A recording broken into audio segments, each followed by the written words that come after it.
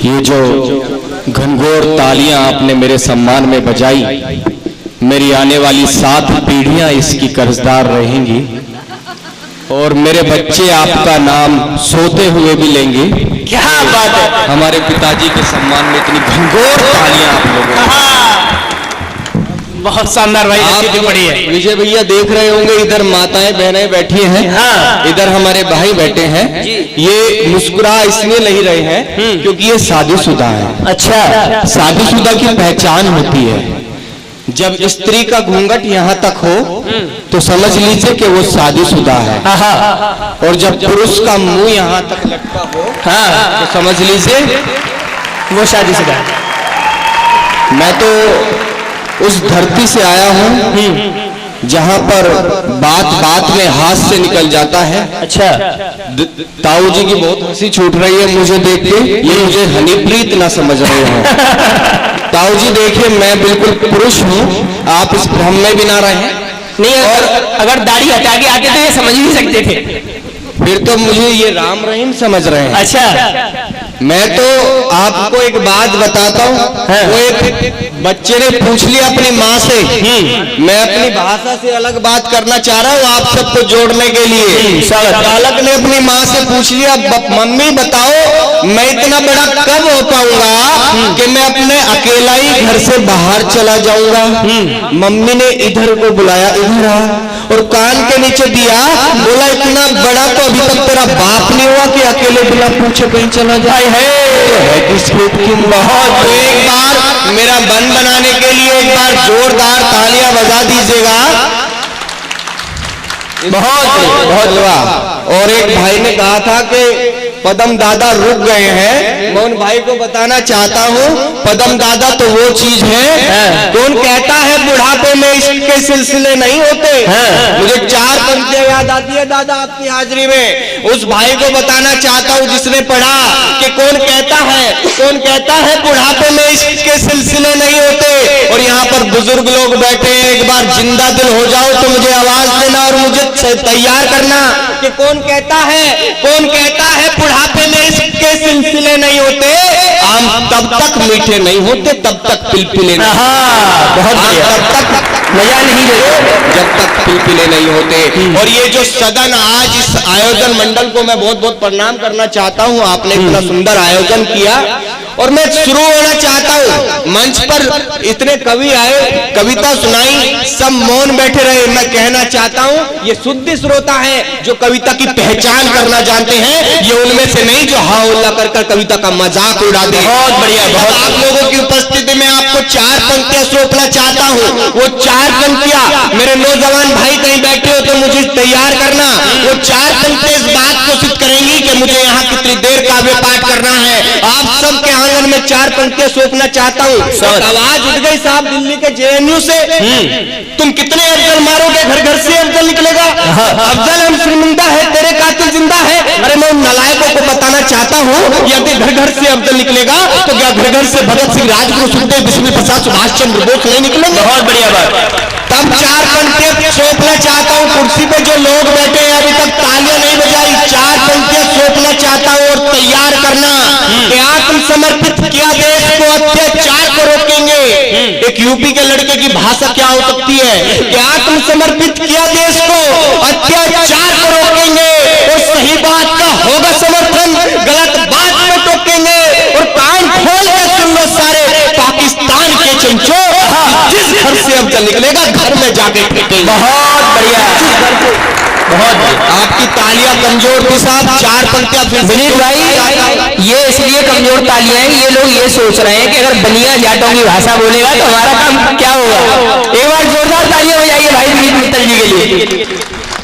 4 पंक्तियां फिर से सौंपना चाहता हूँ। जब याकूब मेनन को फांसी दी गई तो बड़े बड़े राजनेता, बड़े बड़े मंत्री, बड़े बड़े अभिनेता आ गए और कहने लगे साहब इसको फांसी मत दो, ये आतंकवादी नहीं है, इसकी 4 साल की बेटी है, इसका दम घुटता है, हमारा दम घुटता है इस देश में। अरे तब उन नालायकों से पूछना चाहता हूँ जो 6 दिन तक बर्फ के नीचे दबा रहा, हनुमान थप्पा क्या उसका दम नहीं घुटा होगा। और तब 4 पंक्तियां सौंपना चाहता हूँ कि ना ही अब कोई तारीख थोपी जाएगी, सुनना नौजवान साथियों और भूतपूर्व जवान, कि ना ही अब कोई तारीफ थोपी जाएगी, ना ही अब कोई बिरयानी परोसी जाएगी, और जो भी मेरे देश के विरुद्ध पाया जाएगा उसके सीने में बस पित्तल ठोकी जाएगी। बहुत बढ़िया, बहुत बढ़िया।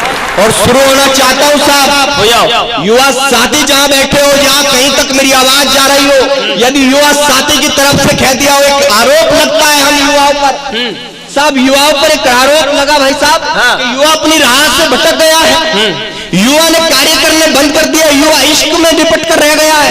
यदि युवा साथी यहाँ बैठे हो तो मुझे आवाज देना और मुझे तैयार करना, आशीर्वाद देना।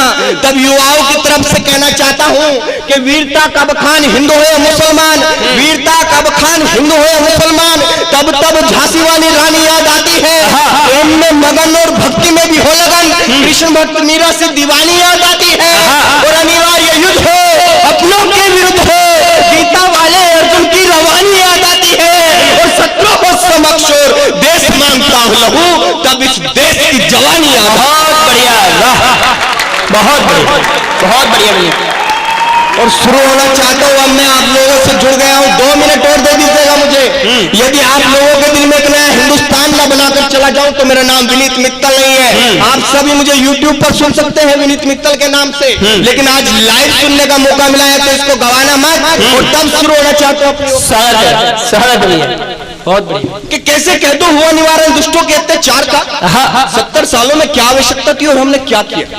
कि कैसे कह दो हुआ निवारण दुष्टों के अत्याचार का, बना सारथी कोई रक्षक शहीदों के परिवार का, 10-10 लाख देकर वो एहसान सा कर जाते हैं और मीडिया में दिन रात सुपर हीरो बन जाते हैं। लेकिन ये न्याय नहीं है भारत माँ के लालों का, अभी मूल का सूद बचा है पिछले 70 सालों का। अरे भारत माँ के लालों का कर चुकाना बाकी है, आस्तीन के सांपों को फांसी लटकाना। बहुत बढ़िया, फांसी लटकाना बाकी है। क्यों भारत की हर बार हार सुनाई देती है, जयचंदों के परपंचों की मार सुनाई देती है। क्या भारत में चंद्रशेखर अशफाकुल्ला खान नहीं, क्या भारत में 10वें गुरु गोविंद सिंह का नाम नहीं, क्यों गांधी की परिभाषा को हम भूल नहीं पाते हैं, क्या भगत सिंह और राजगुरु याद नहीं आते हैं। कब तक गीदड़ों के सामने, कब तक गीदड़ों के सामने बकरी से मिल जाओगे, कब तक जुल्म अन्याय चुपचाप सहते जाओगे। एक बार दुश्मनों के लिए अभिशाप बनो, क्या करने की आवश्यकता है, 4 पंक्तों में भी सौंप दिया तो बताना। एक बार दुश्मनों के लिए अभिशाप बनो, गंगा जमुना सरस्वती की सुलगती हुई बाप बनो। और मेरा दावा है कोई भारत की ओर आंख उठा नहीं पाएगा, जरूरत है बस एक बार तुम महाराणा प्रताप। बहुत बढ़िया, बहुत बढ़िया। और महाराणा प्रताप वो शौर्य का परिचय जिसने घास की रोटी तो खाना स्वीकार किया लेकिन अकबर की स्वाधीनता स्वीकार नहीं की। मैं तब उनके चरणों में 4 पंक्तियां सौंपना चाहता हूं और जीवांत करना इस पांडाल को, एक इतिहास बनाना कि मुरलिया में एक कवि सम्मेलन हुआ था जिसमें पूरी रात बैठकर श्रोताओं ने कविता का रसपान किया था। तब पढ़ना चाहता हूं कि बलशाली सूरवीर स्वर जैसे धारतीर, बलशाली सूरवीर स्वर जैसे धारतीर, प्रथम प्रणाम मेरा घाटी बलिदान को, शिरोमणि सभी विधाओं के धनी, ऐसे राणा प्रतापगढ़ पूरे हिंदुस्तान को, और युद्ध में विजय कर गूंजे चेतक के स्वर, चूर चूर कर दिया अकबर खान को, और घास वाली रोटी खाई जान देश पे लुटाई किंतु टूटने न दिया भारत के मां। बहुत बढ़िया, बहुत किंतु टूटने ने दिया भारती के मान को। और एक पुलवामा हमला हुआ साहब, उस माँ का क्या कलेजा फूटा होगा जब उसके घर के आंगन पर एक फोन आया कि बेटा शहीद हो गया। क्या बात रही होगी, हम और आप तो सिर्फ शब्दों में कह सकते हैं, लेकिन उस माँ से जाकर पूछिए जिसका बेटे का धड़ भी यहाँ पर पूरा नाया हो। उस माँ ने कहा था कि कैसे ले लूं अपने बेटे का आधा शरीर, जो सरकार 1 इंच कम होने पर भर्ती नहीं करती। बहुत तो उस माँ के सम्मान में एक बार जोरदार तालियां बजाइए। और मैं कविता रखना चाहता हूँ,